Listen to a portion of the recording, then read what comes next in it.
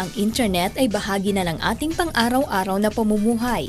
Isa ito sa mga mapagkukunan natin ng mga impormasyon sa iba't ibang larangan at aspeto ng buhay.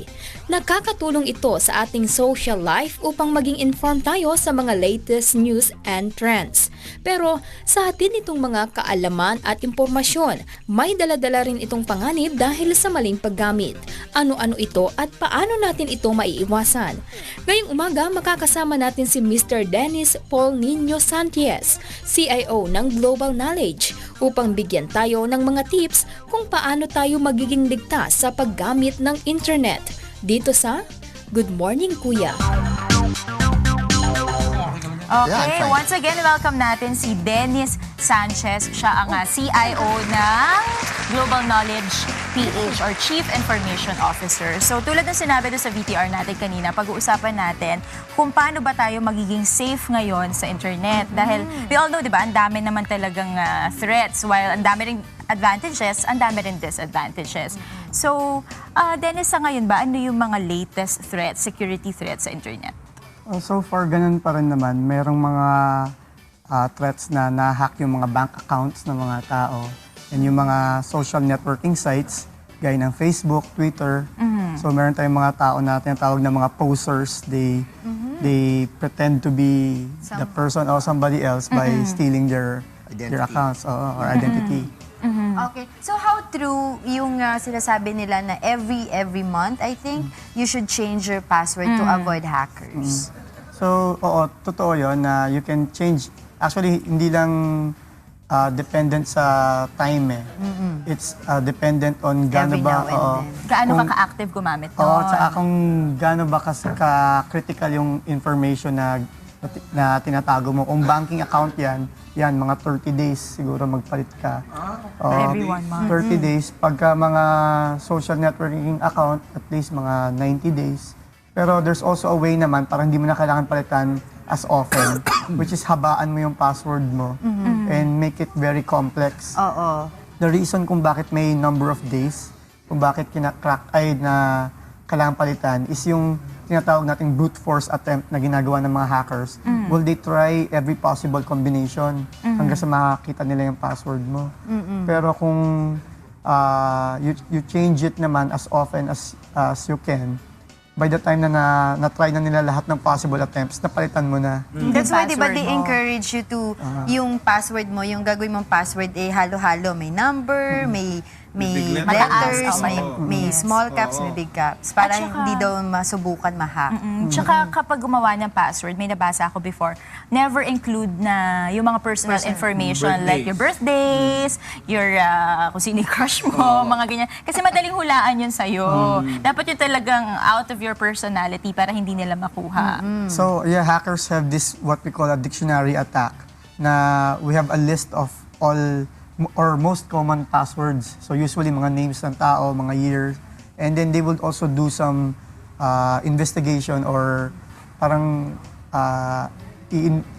alamin muna nila kung ano yung mga likes mo, visit nila yung website mo, and usually, kunyari nga, meron kang nilock mo yung account mo, may password ka.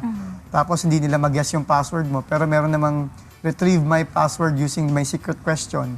Ang tanong doon, what's my favorite dog's name? Eh doon sa mismong account mo nakasulat, here's my favorite dog, his name is Radar. Alam nila. Alam na. So, Masyado obvious. nasa sa atin din na we don't also give out too much information about ourselves. Oo. So ano nga yung mga, how too much is too much with regards to information? Ano yung mga information na dapat naman talagang wag na natin ilalagay sa ating mga websites, sa ating mga social media accounts? Siguro, una, pag-aralan muna natin yung usual questions na ginagamit to verify your identity. Like your mother's maiden name, your complete name, yung phone number mo, yung, yun nga, yung mga answers to secret questions, like what school did you go to, mga ganon. So, pero may mga times na kailangan din talaga natin i-display para naman makakonect tayo, di ba? Kasi yun yung, that's the main reason why we, di ba? Why we have social networking sites to connect to each other. So siguro, maging careful lang tayo na kung ano yung display din natin doon, hindi yung gagamitin natin na answers to secret questions or verification. Pero other items like your SSS number, your Yung mga complete too address, personal oo, already, ano. oo, mga, Iwasan na. oo, yun. Dennis, do you advise, for example, meron ako, nagmamadali ako, hindi ako makakauwi agad, pero may kailangan na akong tingnan sa internet. Do you advise na pumunta sa internet shops and open kahit yung mga, sabihin natin, mga bank details, or as much as possible, wag na lang? Yun nga, kasi yung mga... Mas prone ba? Hindi naman natin masasabi talaga in just by looking at it. Meron naman mga security measures yung mga websites like banks and yung nga social networking sites to verify yung kung secure ba yung connection. Pero the truth is, hindi mo rin talaga masasabi kung ano yung ginawa dun sa computer na ginagamit mo. Gagamitin mo, Or oo. they could have installed a spyware or a virus or the previous person who used that computer, di ba, he planted something na mag-retrieve ng information mo. So, as much as possible talaga, iwasan natin pag hindi natin computer or hindi natin network. Pero kung talagang urgent, di ba, maybe you want to do some checking by verifying yung mga security settings kung naka-on. Like for example, yung mga secure sites, they start with HTTPS. That means yung encrypted yung message mo. And hindi basta-basta mababasa kung meron tayong tinatawag na mga sniffing tools, yung binabrowse nila yung dumadaan sa network. And you can also look for that padlock symbol, nasa browser mo yan. It's either on the upper right. Di ba minsan may ganun? Secure or unsecure.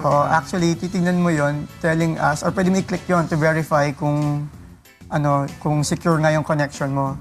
Pero yun nga, most people ignore these things. Kasi pagka nakita mo na yung logo ng Facebook or nakita mo yung logo ng Instagram, dire-diretso na. Di ba? Ay, may iti-tweet ako, may upload ako na picture. Pindot ka agad. Pindot na kagad. So, yun lang. Extra 5 seconds to verify those two things. And then we have at least minimized the risk. Very quick lang na bago tayo mag-invite nung sa may event kayo, di ba sir? Importante rin kasi nauso ngayon yung checking in sa location. So, do you also advise na, kasi ako, hindi ako ganun, hindi ako nag-check in sa location. I don't tell people kung saan Nasaan ako ka. nagpupunta. Not necessary nasasabi ko na pupuntahan nila ako whatsoever. Pero di ba kasama rin yung sa safety measures? At saka yung iba, they don't know, naka-on yung location na ano nila, yung what do you call that? Basta yung Location services. services, yeah. So yun, i-verify nyo kung naka-on yun. Unless talagang gusto nyo, you want some other people to Malaman. track you, okay lang. Pero again, that will be a way, Detrimental. way na gagamitin ng mga tao to go against you. Kung sinabi mo na magbabiyahe ako at sa pinost mo na babiyahe ako and I'm going somewhere and walang maiwan sa bahay. Ayun. Tapos Yun na. tinignan ko yung tinatrack kita kung nasaan ka pa. Eh nako, wala pa siya sa bahay. Di pwede ko nakawan yung bahay niya. Exactly. Parang ganon. Tsaka yung mga nagpa-pop up na free, di ba? Yan yung mga yan, madalas virus ang dala. Tignan niyo mo lang mabuti kasi may mga pop-up messages na saying na may virus ka and you need to click this to clean your machine. Pero Lalo pa magkakavirus. lalo ka pa Very magkakavirus. important. Sabi nga nila, always think before you click. Regarding that, yung isang tanong ko lang, kung makorrupt yung data by means of a virus or nasira talaga, may chance pa bang ma-retrieve yun? Yun siya yun sa mga services na ginagawa namin. Part of digital forensics is to retrieve mga information na corrupt or kahit intentionally dinelete. Kasi yung hard drive mo talaga, hardware-wise, andun pa rin yung Parang data. nilagay sa recycle bin or nilagay na sa... Iba pa yung Iba pa recycle yun, bin. oo. Kasi yung recycle bin, software lang yun para madali natin ma-retrieve yung mga dinelete natin. Pero sa totoo lang, hardware-wise, nandun pa rin yung data. Kaya nga, sinasabi nila yung pagka-finormat or dinelete mo na yung item sa phone mo, tapos pina-repair mo, delikado pa rin. Oo, dahil nandun pa rin. Pwede pa rin retrieve. Kailangan mong gawin yung tinatawag na secure wiping. May mga option na yung mga phone natin to securely wipe your data, which is ino-overwrite niya. Pinapatungan niya ng maraming zeros, kumbaga blank information na para masira yung ano mo. Para matakpan yung previous memory niya. Ang dami talaga natin pwedeng pag-usapan, lalo na very internet-dependent na yung society natin. But anyway, thank you so much, Dennis Sanchez, for all the information that you shared today.